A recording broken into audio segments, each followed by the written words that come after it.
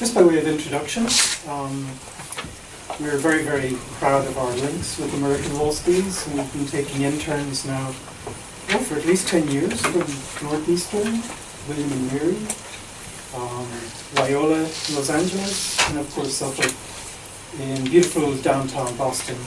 Just a very embarrassing fact to put on the table before we begin. Those of you who've ever walked through Cambridge Common, where you've seen the cannons that George Washington trained on Boston. The British Army regiment holding Boston against George Washington was an Irish regiment of the British Army. We'll let it pass. So we have to apologize. We can bury the hatchet today. We're going to join together today. So this is great because a few years ago we opened a project on wealth accumulation strategies as a way of trying to wire around some of the poverty traps, the well-known poverty traps that face people with disabilities, but particularly people with intellectual disabilities. And it's particularly relevant now as we have a government task force on the individualization of budgets and services, which will only get us so far because we need ways of boosting the actual purchasing power of people with disabilities so that they can really take charge of their own lives. So interestingly, there's about 5 countries around the world. I think possibly Australia is one of them under the NDIS, but I'm not exactly sure, are kind of experimenting in these kind of incentivized trust fund arrangements, which seems to me like a very sophisticated use of a very old idea, trust arrangements in the common law and so forth. I don't think, to the best of my knowledge, because the law of equity is not present in civil law systems, that the trust fund model or tool is as developed as it is in the common law world. But even so, this is a step change for the common law world, which is fascinating to learn about.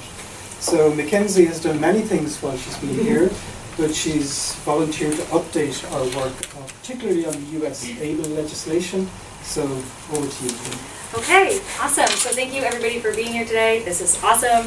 Really a good way to wrap up my summer here at the CDLP. So like Jared said, we're going to talk about positive wealth accumulation strategies for persons with intellectual disabilities, and we're going to focus on some research and how they analyze that in a way that focus specifically on households with disabilities in the US, and then how current legislation that's kind of really coming into focus now may possibly change those for the future. Okay, so first, what research are we talking about? So the National Disability Institute, which is a non-governmental organization in the US that oversees disability advocacy, put together a report on banking status and financial behaviors of adults with disabilities. They use data from the Federal Deposit Insurance Corporation. They did a survey on unbanked and underbanked households, and then they used that data and kind of looked at it in the scope of disability. For the purposes of this talk, unbanked means that a household does not have a bank account, where underbanked means that they may have had a bank account, but within the past year or so that the research is being done, they used alternative financial services like cash orders, money orders, pawn shops, payment advances, stuff like that. So the research alluded that adults with disabilities identify as either unbanked or underbanked at higher rates, even when adjusting for other socio-demographic traits such as race, gender, income levels. So it's been proven that disability puts a household at a higher rank of not having a bank account in the US. So a major part of the kind of banking status is financial literacy. So are households with disabilities in the know? Do they have access to these banking facilities? So they did a study and asked questions in the new study about whether households went out to their banks, asked questions about financial literacy, what attended counseling sessions. And so they found that there was no difference between households with and households without disability and whether or not they approached banking associates for financial help. They found that only 4% of all households surveyed participated in any sort of financial education classes or counseling in 2015. But when you look at this data in combination with households' access to technology and the way that they access their bank accounts, it alludes to a reason as to why that may be. So they asked the people of the survey how they went about getting to their bank accounts. And it was found that households with a disability were more likely to use either a bank teller or an ATM, so in-person contact, to use their and access their funds. Whereas households without a disability were found more likely to use online services or mobile technology services to do so. When then surveyed on access, it was found that households with a disability only have a 50% likelihood of having access to any sort of technology, whether that be home internet or a mobile phone, where households without a disability have an 80% likely chance of having that kind of access. So when surveyed, they asked which of these people that did receive financial counseling or asked about it, how many of them did so in person, and only 1 out of 5 people did so in person, meaning that somehow these people accessed this information and got financial counseling, most likely online. So where households without a disability aren't approaching bank officers for help, it's because they're doing so at home because they have access to the internet. And so households with disabilities, maybe they're not asking because they don't know, but it's not because they're getting it at home, because in many cases they have no way to access important information about their accounts on a home level. So as we concluded from this, increased internet access allows households with a disability to enhance their financial literacy online as opposed to in person, which is how many people with disabilities access their bank accounts. So we talked about how there is an intersection of disability with other socioeconomic traits. The National Disability Institute decided to test for those, and they found that as a family's income increases, so does the likelihood that they have a bank account. And while that sounds great, so does the disparity between households with disabilities and without. So they found that as the NDI claims that as low income status becomes less of a burden on a family's financial status, effects of disability become more so of a burden than inhibiting them from becoming banked under these terms. So as the chart provided by the National Disability Institute shows, at an annual income level of under $15,000, there's only a 2% difference between households with disabilities and households without disabilities on whether or not they're banked. When your income level rises to $75,000 or more, that disparity increases to about 8%.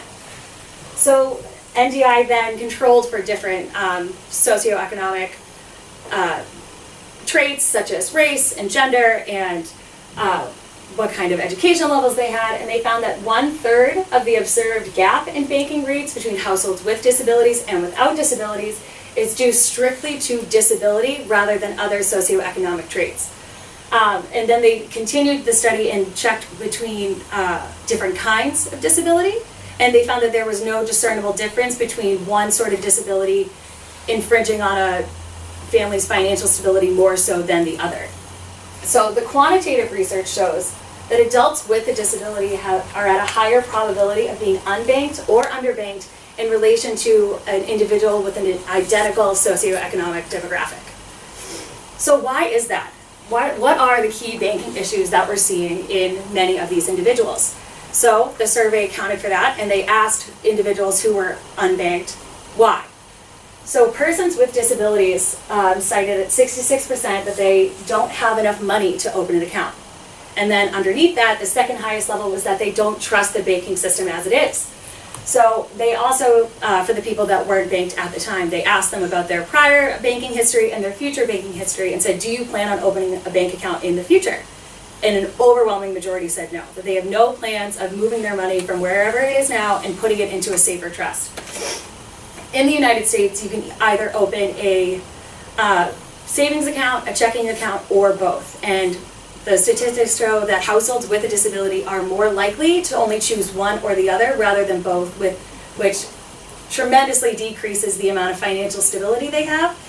And when asked, they're more likely to use a checking account rather than a savings account. So it shows that they need their money as they need it, basically, so they're not saving long term, rather they're putting the money away so that they can take it out on a short-term basis. So if the money isn't in a bank account, where exactly is it going? So households with a disability, 20% less likely to have a savings account than households without a disability, and they're more likely to keep that savings either at home or with a family or friend. So banked households even the banked households, so ones that do have some sort of banking account, they most likely have a checkings, and they're twice as likely as households without a disability to keep that savings at home rather than putting it into a banking account. So NDI alluded to this but didn't really expand on it, which I'm going to do today, that this is possibly related to the government assistance programs that help persons with disabilities in the US. So what are those assistance programs? A lot of the programs that help persons with disabilities are run by the Social Security Association, and so this determines the eligibility for assistance and funding by individuals' assets. So what are assets in the US? It's cash, life insurance policies over $1,500, anything in a checking or savings account, stocks and bonds, household goods and personal effects over $2,000, and real estate other than where the individual resides. A current single Social Security income recipient is only allowed to have $2,000 in assets or their assistance taken away. If they're married, that increases up to $3,000. So, as of 2017, if they want to work, an SSA disability benefits stop if a person works at a substantial level. What is a substantial level? An average earning of $1,170 a month. Let it be known that the federal poverty level in the United States is $11,700. So what you're allowed to make 1 month is 10% of what the federal poverty level is. So it only puts people slightly above where the federal poverty level is, making the maximum amount in receiving funds. So if a person with disabilities, their only income is the assistance and then the one job that they have a weird sort of way to kind of subtract from what someone is getting in assistance based on their income levels. So any money made from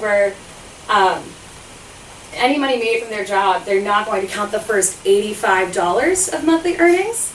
And then any amount over $85, they subtract 50 cents per dollar. If you're confused, so was I. So the actual website gives an example where if an individual is making $1,000 a month, they first subtract $85 from that, and then they divide that number by 2, and then they subtract whatever that number is from the amount in benefits that they get for that month. So it's not a lot. So how is this affecting people on the ground, where I can talk about numbers until my face turns blue, but there are actual people being affected by this. And so people with disabilities are less likely and reluctant to save money in a bank account because doing so risks their eligibility of these government assistances. And they need these government assistances, whether it's getting around or home care or medical care, they can't risk it. And so one individual who I read an article about broke his neck during a college football practice and was completely paralyzed from the waist down. And so up until this point in the story, he had used public transportation to get to and from places, to run errands, and he really needed a van. And so he started a GoFundMe campaign that kind of had all of his friends and family and people that he knew collect money for him. And then that money got too big. So at around $4,000, he was forced to take that money out of a banking account so that he could continue to get his benefits and store it in the closet of his apartment, which isn't feasible. That shouldn't be how people are saving money, especially persons with disabilities who need more access to things than an able-bodied person. But if he's found to have that 4,000, he loses his entitlements, right? Yes. Even if it's under the bed at home. Yep, because that's still cash. So you really have to hide your money, even though it's going towards something that would better enable him to be a functioning member in society. He's not trying to hide money to not pay taxes on it. He's hiding it so that he can still get assistance. And the ironic part was that he needed this van to get a job. And if you get a job that pays too much, you still lose your government assistance. So this $2,000 asset limit in many ways prevents persons with disabilities from participating in saving money long term. And it firmly holds them either at or near the poverty line. So then the ABLE accounts come in. So signed into law in 2014 by President Barack Obama, ABLE accounts are a saving account that can accumulate contributions above the SSA asset limit without diminishing a person's government assistance. So it was passed in 2014, and it was a federal kind of overhaul, and then it required each individual state to kind of make a program that suited the people of their own state. So a person in the United States is automatically eligible if they are blind, diagnosed with a disability before the age of 26, and already receives benefits through the Social Security Disability Program. So there are a few limits to the money as it is. You're only allowed to put in $14,000 a year, and so they have a limit to annual donations. And then the asset limit for the entire account is $100,000 until your disability benefits get affected. Even then, they're not terminated. So once the account reaches $100,000, your benefits will be suspended. And then they will be reinstated automatically once the balance falls below $100,000 again. So this process, it allows persons with disabilities to make an educated and independent choice about how they want to save their money. So what's the history? So the 113th Congress wasn't the first time that the ABLE account kind of made its presence known in the US legislative system. It also tried to pass in the 112th session. It was referred to a number of committees. No one really scheduled a hearing for it, and then it eventually died. And that means when a bill dies, it sounds really bad. It just means that no one kind of took that extra step to put it forth into law, and it's allowed to be renewed, obviously, into the next Congress. And so the National Down Syndrome Association played a large role in lobbying for the bill. They realized that this was something necessary for people in the United States, and they needed to make sure it passed again the second time. So when I was researching on what changed between the 112th Congress and the 113th Congress to make it finally pass, and it was largely the work of this one woman, Sarah Wolf. So she put on a petition to change.org, just basically calling to action for our representatives in the US to pass this bill. Her petition garnered over 265,000 signatures in a matter of about a week. The major nonprofit associations that benefit persons with disabilities, the National Down Syndrome Society, the American Association of People with Disabilities, Muscular Dystrophy Association, and Autism Speaks were all largely participating in making sure that this petition was seen, it was heard, their message was clear. And so eventually she received personal responses from Speaker of the House Paul Ryan, Senate Majority Leader Mitch McConnell, and New York Senator Kristen Gillibrand. 2 out of 3. So she got their attention, and later on that year it was signed into law by President Barack Obama. Where that's great. What's the current status? Is it actually being used? Are people really benefiting from it? So as of May 2017, there are around 7 million US citizens that could automatically be eligible for these accounts, but there's only 10,000 active accounts open. So Forbes magazine did a survey on this, and they found that a lot of people are hesitant to open these accounts because it's so radically different from the way that persons with disabilities were allowed to accumulate money before. As the research showed beforehand, persons with disabilities don't really trust the banking system because they so often have to hide their money from it. But so they're trying to make clear that the account funds are not counted as a resource in the SSI testing and will not be taken into consideration for Medicaid assistance, which is largely the organization that persons with disabilities get their Medicaid or their medical care from in the United States.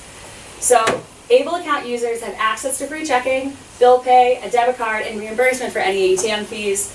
However, account holders must track purchases to ensure that the withdrawn funds from their ABLE account are actually expenses used towards their disability. Thankfully, it's kind of a broad range of things that they're allowed to use them for.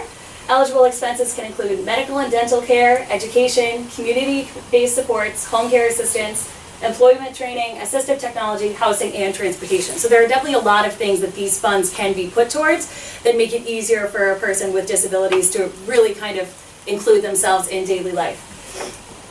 So the funds used for those expenses are not taxed when withdrawn. The account is permitted to accumulate wealth-free or tax-free.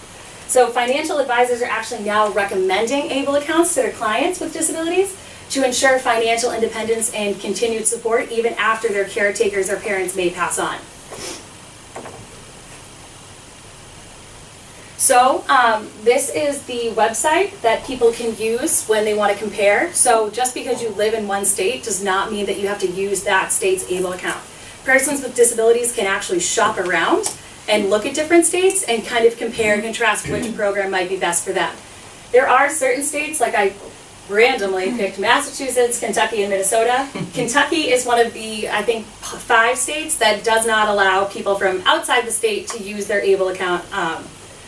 And so you can learn whether they allow out-of-state residents, whether there's a state income tax deduction or credit, who's the program administrator. So in 2 out of these 3 states, it's a public service or something run by the government that is kind of facilitating and overwatching the ABLE account process, where it's the Department of Human Services in Minnesota or the Intuition ABLE Solutions, which is a limited liability corporation in Kentucky, where Massachusetts is the first state to kind of hire a private investment organization to build different portfolios for ABLE account users. It's overwatched, I guess, by the Massachusetts Education Funds, so the people that kind of look over college loans and stuff like that. And so it's easy to use. It kind of creates a better way for persons with disabilities to weigh their options and they're not given just a plan saying, okay, here you go, this is how you're going to save your money. It's a more individualized and personal experience that allows them to make a better choice. So while we realize that the ABLE account is doing huge things for persons with disabilities, there's definitely a lot of individuals who are still left uncared for. And so as of April 2017, the ABLE 2.0 legislative package was put into Congress. Obviously, they're a little busy right now, so I'm not sure if they're going to get to it anytime soon. But so the Able to Work Act kind of identifies and takes care of the persons with disabilities who may not have a huge support system. So as of right now, it's mainly contributions by other beneficiaries that are supplementing the ABLE account. And a person who works isn't allowed to put their income in there, because if they put in $14,000, that's more than the $11,000 that they're allotted to make income with their disabilities, and it's complicated and their disabilities get taken away. So this would address that, and it would allow persons with disabilities who are making income right now at their job to save up to the federal poverty level, in addition to the $14,000 that other individuals are allowed to put in. So it's specifically meant to assist individuals who are working but are unable to contribute to a retirement plan through their work. So it's making sure that they don't have to just rely on the contributions of other people, that they are allowed to be independent and kind of have an autonomy over their own financial assistance and are free to add in their own income in addition and not worry about having their benefits taken away. So the ABLE Financial Planning Act is more for parents. So the ABLE Act was modeled after a 529 plan, which is a college savings plan that parents can put into at the beginning of a child's life and kind of watch it grow so that they have something to go away to college with. In some cases, parents realize that maybe this isn't going to be the best route and their child won't attend college, but they still want to make sure that they're cared for and have financial assistance as they get older. Until now, rolling money over from a college savings plan into an ABLE account has huge tax penalties, and it costs a lot of money, almost more so than what the account is usually worth. So this would allow parents to take money from that first account and roll it over in the annual submission limit, so $14,000 a year until the account is empty. So then it allows them to still care for their child in a way that their finances have allowed them to, without having them being penalized for something they really don't have any control over. Then the Able Age Adjustment Act helps a larger group of Americans be able to take advantage of the ABLE account as it is. Because right now, anyone who is in an accident later on in life, or falls ill, or has Lou Gehrig's disease, isn't covered by this, because in many cases those happen after you turn 26. So this would stretch the age eligibility from 25 to 45, which allows any individual under the age of 45 who has a disability automatically eligible to open an account. So it's allowing them to have financial security that they were not previously eligible for. So unlike most things, the above measures are supported by both Republican and Democratic members of Congress, which is a pretty big deal. And they provide a positive outlook for the ABLE Act and the future of wealth accumulation for persons with disabilities in the United States. So hopefully it's looking good. It's something that both parties can work together on, because making sure that individuals in the United States, all individuals, are totally financially included is something that we all need to work on. So I know I threw a lot of dates at you, so I'm going to give a brief little timeline. So 2014, the ABLE Act is signed into law. In 2015, that first survey came out, and then in 2017, the report on that survey was released, even though the ABLE account programs rolled out around 2016. So hopefully, another survey will be done in 2017 with results coming out in 2019. Those may give a better idea to how ABLE accounts have affected individuals so far. Right now, the survey and the information that we have is prior to most of the states rolling out their ABLE program. So it will be interesting to see whether more individuals with disabilities are opening bank accounts, whether they trust the banks again, and we'll see where we go. So they provide opportunities for wealth and accumulation to persons with disabilities, but there are still several socioeconomic factors that still limit full participation. Like I mentioned before, the accessibility to internet and technology needs to be addressed. If we're trying to enhance financial literacy in households with disabilities, we need to make sure that they have that information and that they are able to access it on their own without assistance. The upkeep of the account may require an extensive support system or a beneficiary to that person with disabilities. And we can't assume that every person with disabilities has this extensive support of family and friends. So we need to make sure that if a person is kind of on their own or a warden of the state, that they're still going to be able to be taken care of for. So it's still difficult for persons with disabilities to work, retain their benefits, and stay above the poverty line. So hopefully with the Able to Work Act, it'll increase the amount that a person is allowed to make per year from around $12,000 to a little over 20, which still isn't great, but it's definitely more than what they've been allowed so far. And with the new political administration, they may cut back on some of this funding or representation that we've already seen. So we need to make sure that people are vocal, people are engaged, and they're making sure that these benefits aren't taken away from these individuals, and that we're allowed to continue to build on the progress that we have already made. And that's it.